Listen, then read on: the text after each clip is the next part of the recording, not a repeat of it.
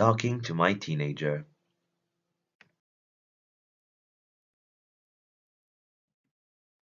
Parent-teen interaction. Parent coach. Lesson 3.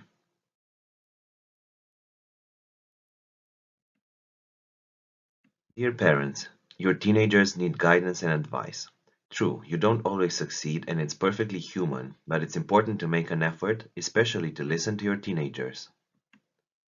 Sometimes, however, lack of time, an overly critical and strict attitude, or, on the contrary, an overly permissive or overly protective attitude do not help teenagers.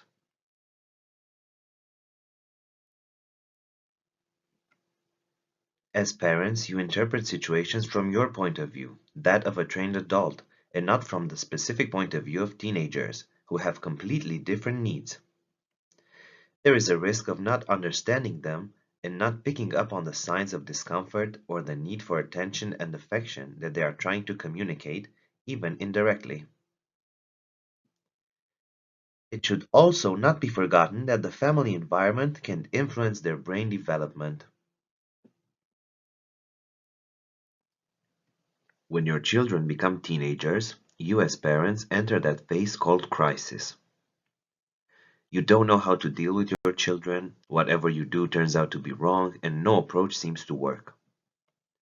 What you often forget is that teenagers also enter a major crisis at this age and therefore need you as parents very much to help them overcome the discomforts of adolescence.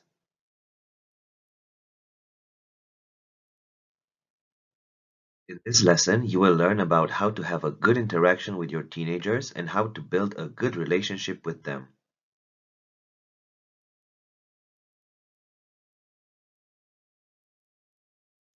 Let's start with some advice straight from the mouths of teenagers I know personally because they attend the teen meetings we organize. One of the activities is to give teenagers a sacred listening space where they can vent without fear of being judged or scolded. Here are some answers and questions. What do you wish your parents wouldn't do to you at all? They don't have to think I'm a photocopy of them, and they have to accept that I have different ideas and opinions. They shouldn't always treat me like a child. I would prefer to be treated as an equal because I can already understand many things. They don't always have to be behind me so that I don't fall. They have to understand that only if I make mistakes I can learn and grow.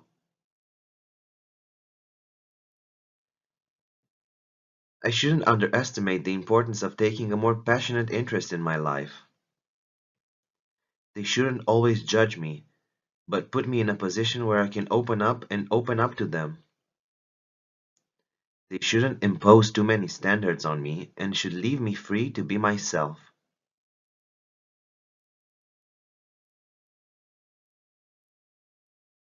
They shouldn't take their stress and anger out on me. They should come home and talk to me like adults and explain the reasons for their nervousness. They shouldn't scold me without understanding the reasons for my behavior. They shouldn't be omnipresent and should give me the space I need to enjoy myself. They shouldn't always doubt me, but should trust me and believe in me more.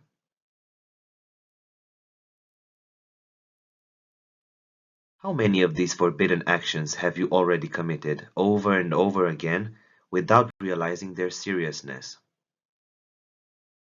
Well, now that you have a list of what you shouldn't do, I advise you to print it out and put it in a place where you can read it every day until it becomes automatic to avoid doing some of these actions.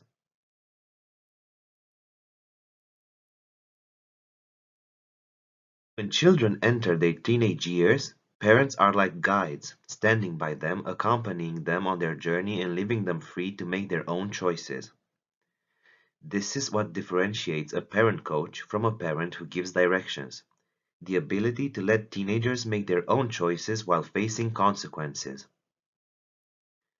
Parent coach guides the teenager towards independence.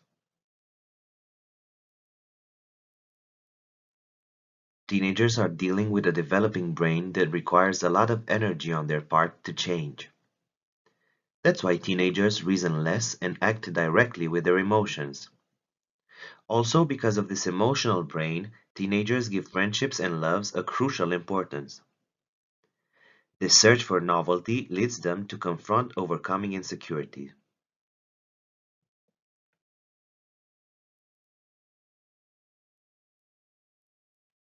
Here's how you can interact effectively with your teenagers.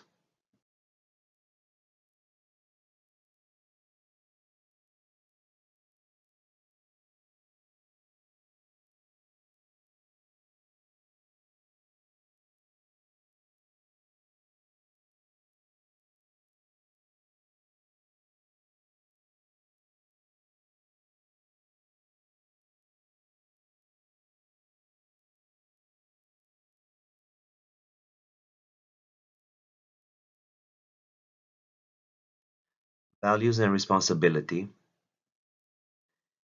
If you have clarified the values that need to be respected in your family, it will be much easier to gain respect.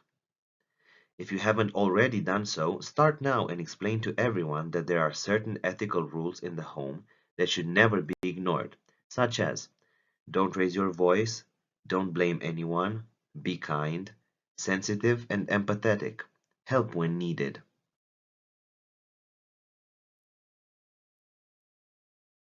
Teach your teen to do things they can do on their own and you'll find that they'll start to respect you more. What to avoid for good communication with your teenager.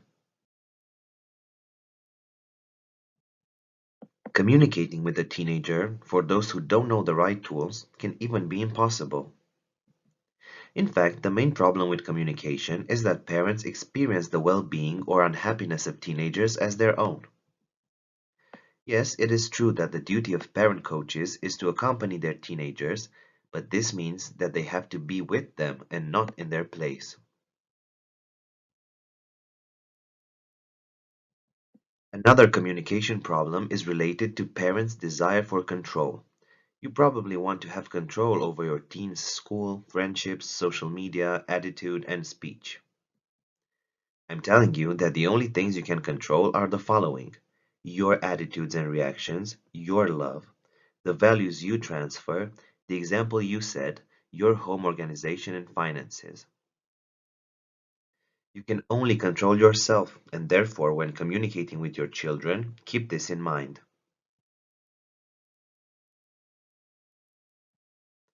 Another golden rule for communication is listen to understand, not to respond.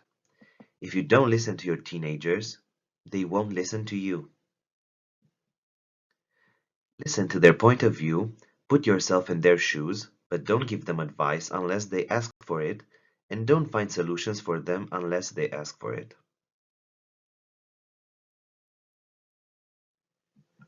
If your child is challenging you, detach yourself from your emotional reaction, count to 15, and ask yourself if what is prompting you to speak is your need, or her need, or his need. Think about why your son or daughter is talking to you this way. What's going on? How can you help? And then respond calmly. If the teenager doesn't respect you in a conversation, then don't talk back. Leave the discussion by telling him that you will resume it when he calms down. Because at that point, maybe your son or daughter just needs to vent. Maybe you have nothing to do with the reason for his or her anger, and therefore it's right not to suffer and not to submit to his or her attitude.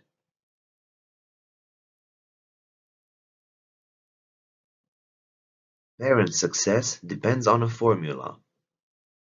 CPLB.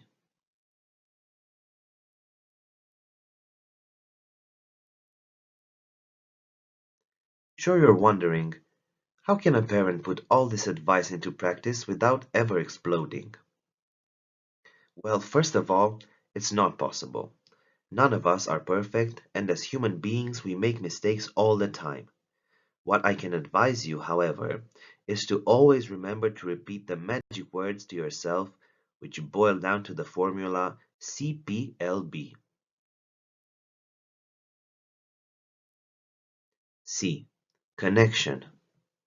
Whatever happens, remember that connection is the most important thing you can have with your teens. Staying connected with them means never totally shutting down the relationship. Connection is a pat on the back, a hug, even if they don't want it, a regular date you have together, a lunch just for you. B. Patience. Patience is needed. We can't expect results overnight. Teenagers are subject to hormonal storms. Think about it. Don't be impulsive. See what happens with your teens and never think you don't have enough time for them.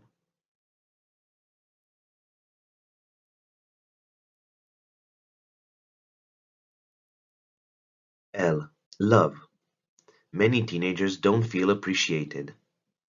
Don't forget to love your son or daughter and always remember his or her good sides. If teenagers don't feel appreciated, it means communication is completely wrong.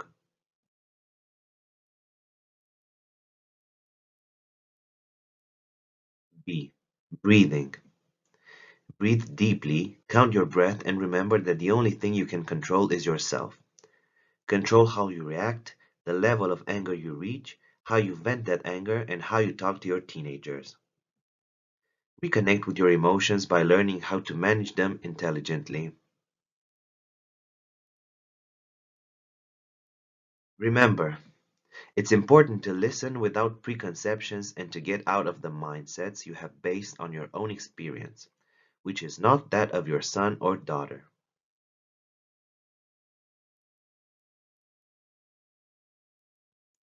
Remember, teenage behavior can be inconsistent, extreme, contradictory, and this is a normal state. Therefore, odd behavior, however reductive that definition may be, is normal.